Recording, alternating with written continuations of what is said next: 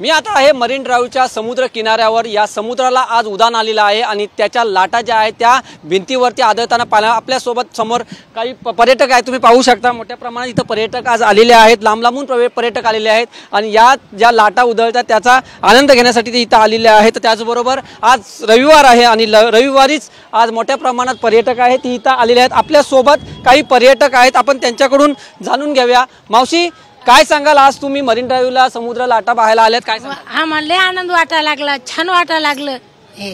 हो, कुठून आलात तुम्ही? मी काय जालन्याहून आलेलो आहे।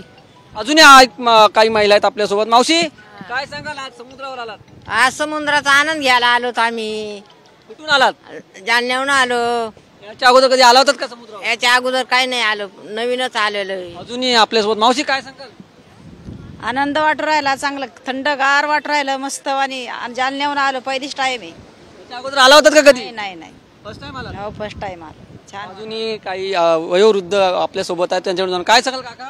काय नाही, इकडे असा आनंद घ्यायला आलो। याच्या अगोदर कधी आला होतात का? आलो होतो एकदा, हा आलो होतो। मुंबईला कुठे राहता? मुंबईला खारगडला आहे पोरे। काय सांगाल?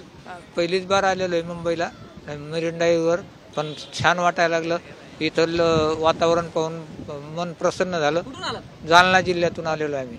हे होते पर्यटक, ते आज जालन्यावरून मुंबईत आलेले आहेत आणि ते आज जी आज रविवारची सुट्टी आहे आणि त्यांनी आज समुद्राचा आनंद घेतलाय। व्हिडिओ जर्नलिस्ट संकेतसह मी वैभव गाग, TV9 मराठी, मुंबई।